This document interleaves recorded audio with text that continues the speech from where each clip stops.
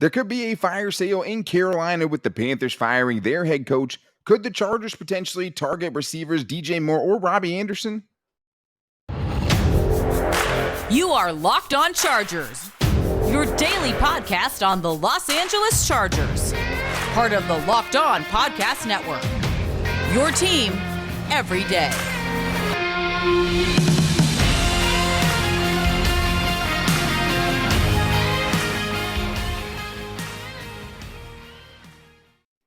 What is up, and welcome into the Locked On Chargers podcast. I'm your host, Daniel Wade, joined as always by my co-host, David Drogemeyer, and we've been covering the Chargers together now for 6 seasons, but this is our 5th season as the host of the Locked On Chargers podcast, bringing you your team every day. Thank you guys so much for making us your first listen today, and to make sure you never miss the show, go subscribe to the Locked On Chargers YouTube channel and also follow the show for free on all platforms wherever you get your podcast from. But we are getting into our Chargers mailbag today, and there's been a lot of rumors about the Chargers and potentially trying to add one of the star receivers from Carolina, guys who would definitely help the offense.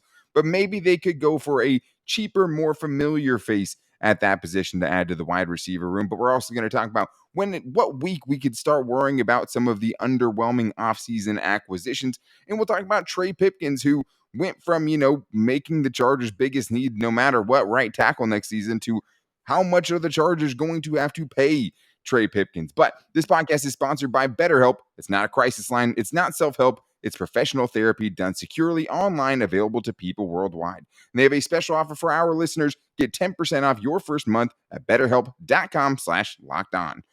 David, one thing that has always kind of happens, especially when a team fires their head coach, is it kind of, are they going into a rebuilding thing? And if they are, could they potentially have some premier players that they could just be trying to unload salary caps and unload contracts with? And for the Panthers specifically, David, there's 2 names that definitely pop up to mind. And one of our listeners was thinking the same thing. So we'll start off our mailbag here with a question from Chris on Twitter, who asks, will the Chargers add another wide receiver like Tyron Johnson or place a call to Carolina for one of theirs? So let's start with the 2 big names from Carolina, Robbie Anderson and DJ Moore. So just at a baseline level, David, would you have any interest there? Yeah, I mean, when you look at Robbie Anderson, he's a guy that has traditionally had a lot of long speed, and he showed that in the first game of the season against the Cleveland Browns when he caught his 75-yard touchdown. You're like, okay, well, that injection of speed in this Chargers offense would be pretty nice. And then you go to a guy like DJ Moore, who has coming off of 3 straight 1,100 plus yard receiving seasons. Like, that is the model of consistency. The guy can flat out catch the football, and he runs a 4.4, so he does provide some good speed as well. Just, I mean, at a surface level, both of those guys, you can definitely see a movie in which they become one of the co-stars of the Chargers offense. Yeah, and to me, even though DJ Moore is the better receiver, I mean, Robbie Anderson is the guy I think that would help the Chargers offense the most, just because of the fact that he can spread the field, right? That he can stretch the field. He can threaten teams deep. He would be the most legitimate deep threat the Chargers have had in a really, really long time. And I'm not going to count Travis Benjamin in that, right? So the Chargers haven't had, I mean, Tyrell Williams is a great deep threat for this team. He had legitimate speed and could beat people deep. But the Chargers haven't had that in a while, and they don't have anyone that fits that bill on their roster right now. And he has legitimate deep speed. He doesn't have, borderline deep speed. He's a guy that can just straight up run past defenders. The Chargers don't have that guy. And we know that the Chargers have lacked explosiveness on offense. DJ Moore, you'd find a way to make it work, because not only has the dude put up 3 straight 1,100-yard seasons, right? The other part of it is he's done that with a litany of terrible quarterbacks, right? He's done that with the Sam Darnolds, the Baker Mayfield. He hasn't done it with Baker Mayfield yet, but you feel like he'd probably get there because he's done it with all the other bad quarterbacks they've had. A really struggling Cam Newton, PJ Walker, you name it. Yeah. DJ Moore's put up numbers with whoever has been throwing in the football. And you could say the same thing about Robbie Anderson, because the Jets quarterback situation has been pretty terrible too. But unfortunately here, David, I think the biggest question is, not if they would help the Chargers. They absolutely would. You would definitely be interested. The Chargers should be interested. The problem is, you're already paying 2 $20 million receivers, and this would be potentially adding another $20 million receiver in 2023. Yeah, I mean, when you look at it and not have to worry about the contracts, and you just say, hey, does this guy fit in the offense? Heck yeah, they fit in the offense, and they would be tremendous help. But unfortunately, we don't live in a fairy tale. We live in a world where we have to worry about salary cap and contracts and fitting those contracts into the salary cap. And both of these guys, Robbie Anderson has a $21.7 million cap hit in 2023, and DJ Moore has a $25+ million cap hit in 2023. Unfortunately, with the way that the Chargers cap situation is right now, and we know that at least we think we know that the new TV deal monies are probably going to have an effect on their salary cap. But as it is currently constructed, the Chargers are in very, very bad salary cap situation. So they just unfortunately cannot afford to really add another contract. Now, we've seen some miracles happen. The Saints show us pretty much every single year that you can manipulate the cap however you want. So could they conceivably make it happen? Sure, they could probably make it happen, but Tom Telesco does not do business that way. He never has in his 10 years as the Chargers general manager, and I don't see that happening now. Yeah, 100%. I mean, I can't see it happening with either of these guys. They potentially make it work this year and move some things around? Yes.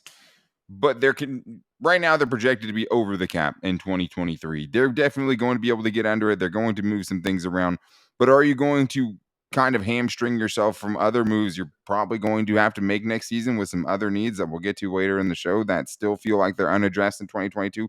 Probably not. But a cheap option, that is something I think the Chargers could definitely like to bring in. And one cheap option that's out there, David, is Tyron Johnson, who after bouncing around over the last year and a half, year plus, is now back on the market, knows the Chargers offense, would probably come on the cheap and be the Chargers' fastest wide receiver. How would you feel about that? Yeah, honestly, with Tyron Johnson, I was a guy that was an advocate for keeping him when he got cut originally. And, I think there were some reports out there that maybe he wasn't completely grasping the entirety of the Chargers offense, but I don't need him to understand everything. We just need him to do one thing, and that's stretch the field. Yeah. Honestly, that impact alone is going to pay dividends for the Chargers offense. When you have to account for that guy who is just going to scream down the football field, and you have to honor the fact that the quarterback, Justin Herbert, can pretty much hit him anywhere on the football field, that is going to open things up for everyone underneath. So if he comes in, doesn't know everything right away, I'm okay with it because I just need you to stretch the field. That's all you need to do, and it's going to have a tangible impact right away. Yeah, I mean, this is the thing. He's had 2 catches since he left the Chargers, right? And both were for the Jacksonville Jaguars. Had a couple returns with the Raiders and got cut after playing in 2 games for them this season. So it's not like he's exactly, took the world by storm since he left. Fire, Exactly. Left the Chargers. I mean, he hasn't worked out anywhere that he's been since then. Right. As far as him not picking up the offense, I don't remember any legitimate, official reports on that. But it does seem like, hey, you could maybe speculate something must be happening for this dude to not be sticking around these teams. But it'd be irresponsible to do that just because we don't know anything for sure. We don't know he's a bad team or anything. But one thing we do know is he did have some good chemistry with Justin Herbert. Dude averaged 20 yards a catch on 20 catches in 2020. So, I mean, he definitely has some chemistry there. Seems like he'd still have a leg up at least in the Chargers offense if he were to come in because he at least had some time with them before he got cut before the 2021 season. That being said, obviously, the biggest thing with him was always special teams, but it did seem like, hey, it might be him or Jalen Guyton. They went with Jalen Guyton. Now Jalen Guyton's gone. But let's get one more in here, David, before we get to the break. And that is from Donnie, a.k.a. Blake's dad on Twitter. And he asks, are we still confident with Josh Palmer as wide receiver 3, or should they look to upgrade? Since we're talking about, upgrading at wide receiver, what do you think? Yeah, with Josh Palmer, I'm definitely not ready to close the book on him. I think it's way too early to do that. I think also you have to have some context. The fact that he has been dealing with some injuries in the last couple of games, and we all fall victim to recency bias. The things that we see that is freshest in our minds is that Josh Palmer has been given an opportunity with Keenan Allen being out with a hamstring injury. He's gotten a lot more targets, and unfortunately, he hasn't really made the most of those opportunities. 26 targets, 17 catches, 183 yards, 10.3 yards per reception, which is decent. and he has 1 touchdown and 77 yards after the catch. So nothing gaudy, nothing spectacular from Josh Palmer, but I'm definitely not ready to just close the book on him. There's still a lot of games left in the season. There's still time to get that chemistry back with Justin Herbert. We know he's a hard worker, and I just feel like hard workers are going to come through, and that's going to pay off. Not ready to say, we need to get rid of Josh Palmer yet. Yeah, and I don't know if this is saying get rid of him, right? I think this is just saying, hey, are you confident with him as your number 3 wide receiver? And I don't know how you could be. I mean, I'm not saying you should close the book on him, but I'm also not saying, hey, he's done anything so far in Keenan Allen's absence that makes you feel like, okay, hey, the Chargers are good without either Mike Williams or Keenan Allen after this year, right? You're right. Because he has not shown at all that he can be a straight up number 2 receiver. Doesn't mean that he can't. But also, out of all those yards and catches you talked about, more than half of those came in one blowout game against the Jaguars where he had 99 of his 178 yards, right? So, he's shown up for one game. It was a blowout. It's hard to feel really sold on it. I mean, Michael Bandy got in some snaps that he missed and looked really good right away. The connection has seemed off with Josh Palmer and Justin Herbert. It's weird. It's too soon to call it off at this point, but I do think they need to get him right and healthy, and he needs to show that he can be something because 10.8 yards per catch is definitely on the lower end of the spectrum. I mean, that's not anything to write home about by any means, but he just has to be better. He has to take a better advantage of this opportunity that he's been given. Hopefully we just see Keenan Allen back though soon. I don't need to see, that would be nice. I just need to see that dude back in the offense and what the offense is going to look like, because the little we saw of it, it looked incredible. Really good. So we're going to keep getting into that and talking about, the Chargers offense for sure. But one of the things that was brought up by one of our listeners are some of the offseason acquisitions that may be underwhelming so far in the 2022 season. J.C. Jackson obviously being one of those guys. So we're going to get into that, and Trey Pipkins and what he's been able to do so far this season, which has been incredible.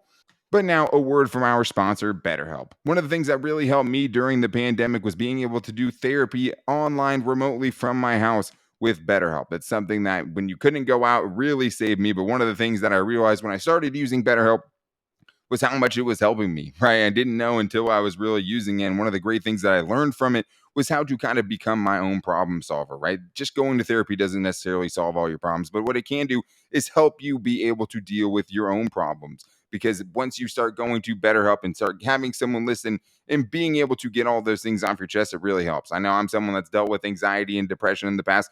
BetterHelp is something that I've used to definitely help alleviate that burden when things feel like they're too much. But if you're thinking of giving therapy a try, I would definitely recommend BetterHelp. It's convenient, accessible, affordable, and entirely online. And with therapy, it can take a few tries to get the right therapist. And that's one of the things that's great about BetterHelp is that I've been able to change my therapist before, and you can change your therapist for free at any time. And right now, guys, they have a special offer for our listeners. If you go to BetterHelp.com, you can get 10% off your first month at BetterHelp.com/lockedon. That's 10% off your first month of online therapy at BetterHelp.com/lockedon.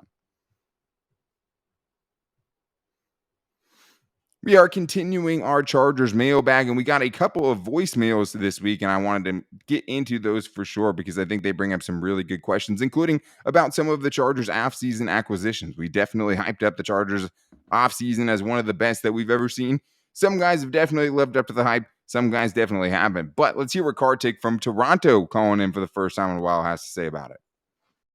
This is Kartik from Toronto. Wanted to say how psyched I was for the great win in Cleveland. It was a close call, but he pulled it out. At what point would you start to worry about the new additions that we got, not producing to the level that we expected them to do, particularly J.C. Jackson and Sebastian Joseph Day? It's really early, so I'm not panicking right now, and J.C. came off the ankle surgery, but I was hoping this unit was going to be top 3, and so far I think these two guys really could help us elevate to there, but it hasn't shown on the field as of yet. So by what week do you think if this continues on, would you think it's become a problem? And what do you think has to happen for them to be successful in? I mean, that's a good question. I mean, I think putting a week on it is tough because it's different for different players. I have a different amount of kind of worry about different players the Chargers added in the offseason. And I think Khalil Mack has been great for the Chargers so far this year. I think Bryce Callahan has been awesome so far for the Chargers this year. There were a lot of good additions. J.C. Jackson is obviously the one, David, that with him, to me, it just hasn't been good enough. It has to be better. If the Chargers want to reach the goals that they want to reach, he has to specifically one-on-one be better. I mean, he's gotten cooked a couple of times already this season. That Amari Cooper touchdown was not pretty to watch in that last game, or the fact that they were just targeting him. Sebastian Joseph Day, though, I thought he's been fine. I mean, if you want to harp on the pass rush, I definitely get it. But I think it's hard. You can't just blame the Chargers' bad run defense on just Sebastian Joseph Day and just hold up that mantle by himself. No, absolutely not. It's not just him out there on the defensive line. He's not the only one playing defense. It's not like he doesn't have linebackers behind him. Some of those guys are not getting in the right lanes and they're not assignment sound. It's not all on Sebastian Joseph Day. I think he's added a toughness. I think he's added some leadership to that room as well. He's been very outspoken and he's been a guy that people have really gravitated towards. So I think that we still need to give some time to him. And also JC Jackson, we've played 5 games. The Chargers have played 5 games so far, but he's only contributed in 3 of those games. So I think we still need to give him some more time. I also would like to just see him in more of those man-to-man situations. That's where he excels the most. That's where he can really just use his instincts and his ball skills to really make an impact on the football game. So I'd like to see that. I'm not really worried about it. I'm not going to put a timeline on it or a specific week, but I feel like you need to give it a couple more weeks for JC to get acclimated, continue getting healthy. And I think, he's going to turn a corner. He's too good of a player to continue on the way it's been going. And also, I think there's been a couple of pass breakups, especially in that Browns game, that give you a little bit of confidence that you're seeing some things that are trending in the right direction. I think the thing with JC Jackson is it's like there's not really any more excuses, right? Like, right. And I think people make good points where it's like, hey, it shouldn't be a huge acclimation project when you're having someone come in that you need to make a big impact for you right away, right? Yeah. I think that's true, and that's very fair. I will put a week on it. I'll say the bye week, right? I think 2 more games would be a good enough kind of sample size, have a 5-game sample to where we can kind of see what's going wrong. But it's also, how much faith do you have in the Chargers defense to use him effectively as well? Or, being able to play to the strengths of a guy you paid $16.5 million a season for, right? Then I think that's an important part of it too. I don't know if he's going to get to that 17 interception guy over a 2-year span, right? But it's going to feel a lot better, even the bad stuff, because he's always given up some yards, but he always has the interceptions too. So it was always a roll of the dice if you wanted to target him, because he could be baiting you. He's still great at the catch point. He just has to be there and be more connected when the receiver is making the catch. And the connection part is something that's definitely been worrisome, just the amount of space he has between guys. But you got to let him get up and get his hands on guys too and use him the way that Bill Belichick found ways to use him, right? And to make him one of the best corners in the league like he does with so many other DBs. But I think if you get to the bye week and it's still looking as bad as it is right now, I would definitely worry. I'm already a little bit worried about it, but I think a lot of the offseason acquisitions have definitely come in and done pretty well. But maybe the surprise of the year so far, David, has been Trey Pipkins, the guy that we had all eyes on going into the season, the guy we said, hey, it's going to be hard to hide how bad you're going to be potentially at right tackle between him and Storm Norton. And Barnaby brings up a great point, which is, David, hey, you might now have to go pay this guy soon. It's Barnaby from the 805. So I was just looking at some of the contract situations, and it looks like Trey Pipkins is in the last year of his contract. So I never thought I'd ever ask this, and I want to apologize to Trey Pipkins, or anybody that knows him could relay the message of, sorry, I was talking smack. You've done a great job turning around your career with us. Now that maybe we want to keep him and he's in his last year of the contract, how much money do you think it would take to actually re-sign Trey Pipkins and keep him? That's my question for you guys. I'll be at Monday Night Football. Hope that you guys are there. Vault up. That's awesome. Barnaby, thanks for calling in, man, for sure. I think it's a great question. And I think you deserve credit, for calling in and apologizing. We've definitely done our apologizing to Trey Pipkins. But David, Trey Pipkins has been fantastic. I think this question is hard because there's not a lot of other examples where you see a guy struggle as much as he has and then turn it on just for one season, or the lack of a full sample size here. But he has exceeded every single expectation so far, and he has gone to the top of the list of guys the Chargers need to try to bring back next year. All credit to Trey Pipkins for the amount of work that he put in this offseason. It is clearly paying dividends. As a run blocker, as a pass protector, he's been fantastic. 191 pass block snaps, 7 pressures, 1 hit, and 0 sacks given up. Yeah. All respect to Trey Pipkins. He has earned it. Now, as far as a couple of contracts that I think could be somewhere around the parameters, I see the L. Collins contract, 3 years, $21 million. Rob Havenstein, that's probably the top end. That's 11.5 per season. I think we're probably right around that range. And the reason is we haven't seen a consistent version of Trey Pipkins the entirety of his contract. It's really just been this year. He's stacked good games on top of each other, and we still need to get through the entirety of the season. Right. We need to put an entire campaign together. But so far, so good for Trey Pipkins. Yeah, and this is obviously kind of like, hey, if he continues to do this all season, what is he going to get paid, right? And if he continued to do this, it would be 0 sacks allowed playing right tackle for the Chargers, which would be insane. I don't think that's going to happen. But from where that guy started to where he is now is incredible. I think it is going to be something like that around Lyle Collins, probably somewhere between $7 and $9 million. Yeah. If I had to put a number on it, which is substantial, but you're not going to see a lot of starting tackles at either side that are making less than that. That is what the price is. I don't think you'll get up to the top end with the Lane Johnson and guys like that. The top end guys are making $17 to $19 million per season. With the track record of Trey Pipkins and just the lack of a sample size, I think the Chargers should hopefully be able to slide in and get him on a pretty good deal and feel really, really good about their right tackle situation somehow, which is a huge, huge upset, something that I would have never bet on. But we do need to get into more Chargers mailbag questions here. And coming up next, we're going to be getting into what the Chargers' new expectations are after recent struggles that recent wins that they've had, right? And what the Chargers have lost injury-wise. And we're also going to be getting into what the biggest need is for the Chargers now that it's not right tackle, right? Which is crazy to say. But first, I need to tell you guys about the official betting sponsor of the Locked On Chargers podcast, and that is BetOnline.net. BetOnline is the #1 place for all of your sports wagering information and your latest in live betting and all the things that you're looking for your football Sunday or for whatever you're looking for. At BetOnline, you're going to find all of the latest player developments. You're going to find all the best analytics and articles to help you make the most informed bets possible. And it's not just football. It's MLB playoffs right now. It's MMA as David swings some punches over there. Whatever you're looking for, you can bet on it at BetOnline. And they always have a bunch of player props and things like that too that you can check in on. And you just can get all of the best information that you need. So make sure you guys go to betonline.net or use your mobile device to learn more about BetOnline today. BetOnline, where the game starts.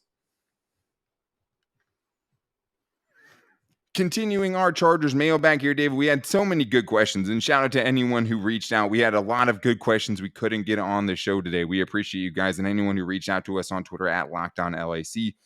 We just had so many questions, David, that we aren't going to always be able to get into all of them, but we might get back into some questions on Friday, depending on how the week plays out, since we do have Monday Night Football coming up against the Denver Broncos. But let's start here with one of our favorites, David. A tier as a question for us today, and basically it's this. What are the expectations for the Chargers now in 2022? Is it still to win a Super Bowl, or is it just to win a playoff game, David? Yeah, that's a really tough question. I think if you ask the Chargers organization, it's still make a deep playoff run. If it's not Super Bowl or bust, it's make a deep playoff run, regardless of the injuries that the Chargers have accrued. Because also, obviously it sucks to lose Rashawn Slater and Jalen Guyton and Joey Bosa for a considerable amount of this season. But hopefully, at least in the fact of Joey Bosa, you could get him back for the home stretch for, the last part of the season. You get him when the games really, really matter. And then you have that pass rushing duo that you thought you were going to have the majority of the season to try to kind of get you where you want to go. I mean, obviously, I think the expectations are a little bit changed after we kind of seen the product so far. And things can change. In the first part of the season, the Chargers defense was horrible, and that they made some changes, especially in the run defense department, and you saw some things get better. And so I think the Chargers coaching staff are capable of making adjustments. We'll see if that actually takes place, but I still think expectations are that the Chargers make the playoffs and do damage in the playoffs. Yeah, I mean, the expectations with what the Chargers still have, not even including the guys who have gotten injured, has to be playoffs or bust, right? I mean, Yeah. you should still be expected to make the playoffs. I think the thing with the Chargers is they just showed us that they're not one of the special, fully equipped teams in the NFL, right? They're just Yeah. not in the same tier as someone like the Buffalo Bills. They're not in the same tier as someone like the Philadelphia Eagles. Like, they are a team that's flawed, just like 25 other teams in the NFL. Like, there's a huge group of teams that are good to pretty good on any given week. And the Chargers, I just think, find themselves squarely in that conversation until they can elevate, beat some good teams, go on a winning streak. Because right now, they're just like all the other teams that are 2-3 and 3-2 out there. And they have legitimate reasons to feel like they should do better going forward. And a lot of red flags they've had so far this season that make you hesitant to say that they will. And I think that's just what the Chargers are now. I think if you don't win a playoff game with Justin Herbert this year, it's a disaster. Yes. If you can't do that, then something's gone terribly wrong.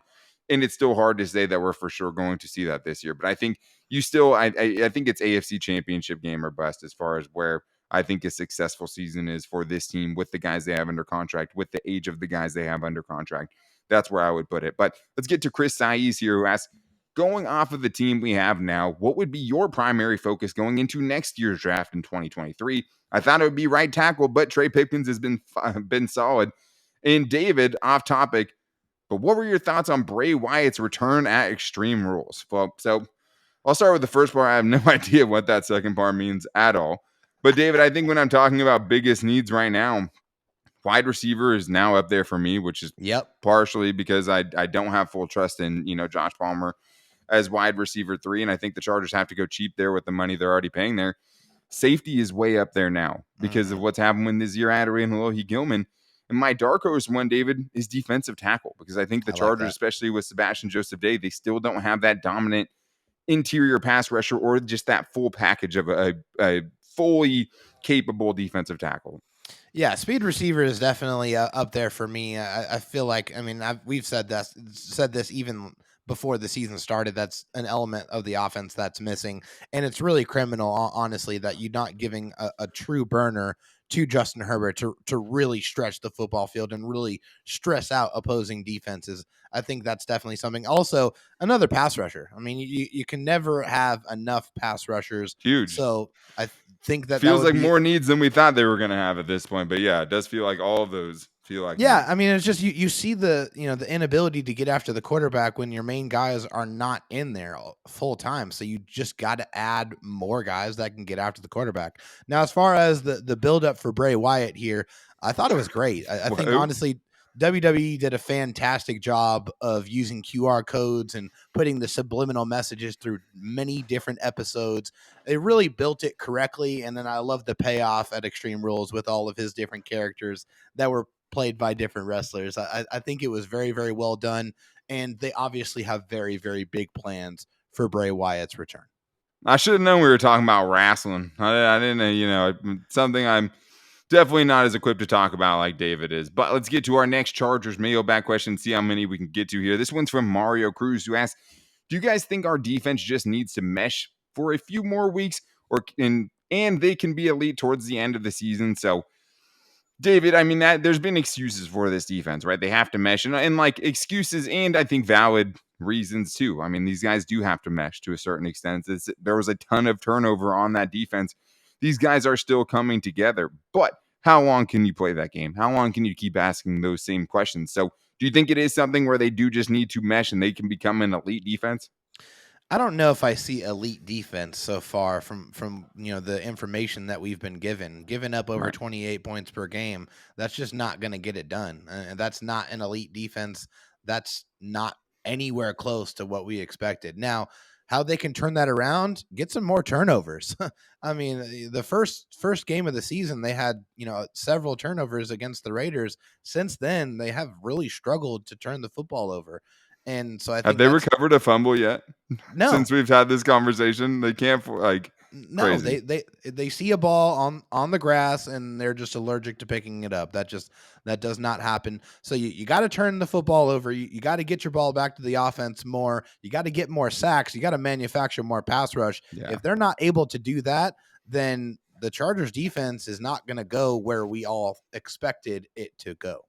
Yeah, I mean, there's problems on this Chargers defense. I don't see it being elite this year. I think of an elite defense as like a top 5. Maybe some teams in the top 10 have an elite defense. I just don't know how to see it, especially when we don't know when Joey Bosa is going to come back. With Joe, Yeah. it's crazy too because we've gotten to see how much of a difference having someone like Joey Bosa makes just by himself, and having those 2 elite edge rushers, and how much better they looked in those first couple of games Yeah. when they had both of those guys, right? And it's tough because I just see the flaws. Because if you could find the better pass rush, it's going to make your secondary look better. And I think you feel really good about Bryce Callahan and Desante Samuel Jr. And you feel really good that I think even if JC Jackson can't get to an elite level, he's not going to continue being this bad. He just can't. No. He's not going to be terrible all season long. I just don't see it happening. The Chargers have to find a better way to use him. He just has to be straight up better. But I don't necessarily see it being elite. I do think there are some things, though. Hey, they can still come together a little bit more. They can still get on the same page, especially in the run defense game, because that is so much of it, just knowing who's going in what gap. And like the Chargers aren't getting blown off the line of scrimmage like we've seen in years past, right? No. It's more like somebody's not filling the hole and there's a crease, and guys are picking up 7-8 yards or 50. And oh, by the way, let's stop the big explosive plays. Like that's been a huge part of this Chargers defense, and why they are not going where they should go, is giving up those 50+ yard runs just game after game. Yeah, and some big passes too. You eliminate that, you eliminate those big explosive plays, and then you might see some semblances of the defense that you thought you were getting before the season started. Yeah, I don't know if we'll ever see this defense live up to the expectations, maybe unfair expectations we put on it. But there are a lot of good players. Derwin James is the best safety in the league, and for my money, right? Khalil Mack is still playing at a really high level. He's been great. I think there's questions at defensive tackle. I think there's questions at your second edge rusher now, because Chris Rumpf has been okay at pass rushing, but has also been awful in run defense, which is, kind of expected, because even as an asparagus now, not a green bean or whatever he is now, it's still not big enough to hold the edge consistently. Still hasn't played the edge or the run well enough to consider being the full-time guy at that position. It's just tough. But I think the Chargers, hey, can they turn it around? Can they put together an okay defense? Can they put together a top 15 defense? They absolutely have the pieces to do it, but they're going to need guys that they already have to get a lot better. I don't see an outside player coming in at this point that's going to be able to change things or move the needle enough with a trade or any kind of free agent acquisition at this point. Maybe if there's more injuries, they think about it.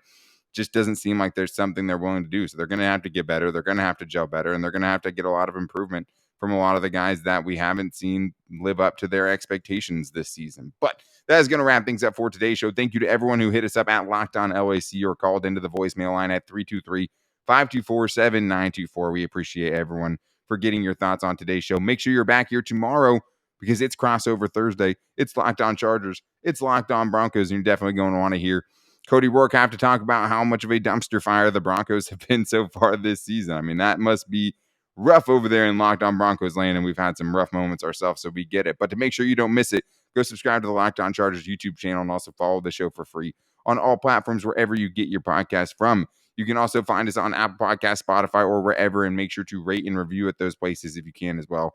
We really appreciate that. But you can also, if you need a second listen, go listen to the Peacock and Williamson show, where Brian Peacock and former NFL scout Matt Williamson both get into everything going on around the league in less than 30 minutes. You can find that wherever you get your podcast from as well. But make sure you guys are here tomorrow for the crossover episode, the Broncos crossover tomorrow. But until then, guys, take it easy and go Bolts.